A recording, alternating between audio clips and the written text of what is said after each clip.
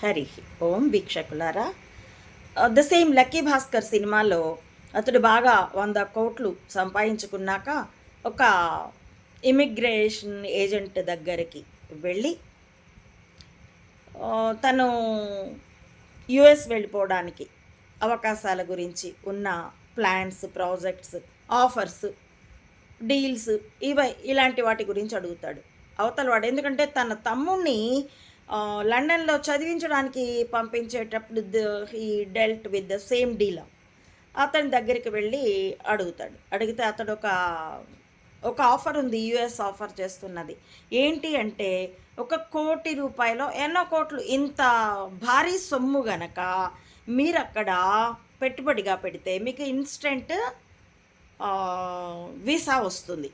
ఒక 5 ఏళ్ల తర్వాత అది గ్రీన్ కార్డ్ పర్మనెంట్ అయిపోతుంది అని అంటే ఇతడు అలాగే అంటూ దానికి కావాల్సిన ప్రక్కదారి మార్గాలు అంతకుముందే తను ఈ స్మగ్లింగ్ చేసినప్పుడు తన క్రైమ్ పార్ట్నర్ యాంటోనీ సహాయం తీసుకొని పక్కదారులతోనూ పై కారణపు సక్రమదారులతోనూ వెళ్ళిపోతాడు. అక్కడ మళ్ళీ ఇదే భాస్కర్ ఇంటర్నేషనల్ హోటల్, ఈసారి జాబ్ కాదు కానీ అట్ ద సేమ్ టైం అంతకుముందు చేసిన షేర్ మార్కెట్ కుంభకోణాలు మరొకటో ఏవో ఒకటి చేస్తూనే, కుంభకోణాలు అన్న పదం ఉపయోగించకూడదండి, పొరపాటున ఉపయోగించాను. అవినీతి అక్రమాల వరుస క్రమంతో చేసి మళ్ళీ సంపాదించడం. మళ్ళీ ఇక్కడ నేను ప్రధానంగా చెప్పదలుచుకున్నది ఏంటంటే, వంచన చెయ్యదలుచుకుంటే, వంచన స్పయింగ్కి అవసరమైతే, శ్రీకృష్ణుడు మహాభారతంలో చెప్పిన డైలాగ్ని మళ్ళీ నేను చెప్తున్నాను, ధర్మం కోసం వంచన అవసరమైతే ఆ వంచన కూడా ధర్మమే. కాబట్టి వంచన నకిలీ కణిక వలయానికి, చంబాలకి, మోడీలకి, మైనోలకి పేటెంట్ కాదు. మేం చేయదలుచుకుంటే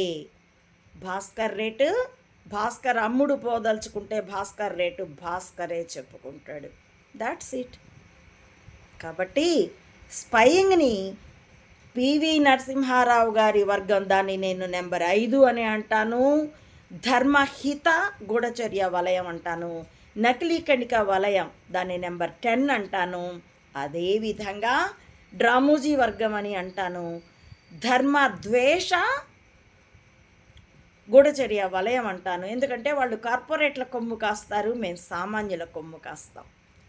కాబట్టి ధర్మం కోసం వంచన అవసరమైతే వంచన కూడా ధర్మమే. అది చంబాలకి పేటెంట్ కాదు, మాకు రాకపోనూ లేదు. కాబట్టే ఇది స్టేట్ కాదు చంబా, నేషనల్ కాదు మోడీ అండ్ మైనో, ఇది ఇంటర్నేషనల్.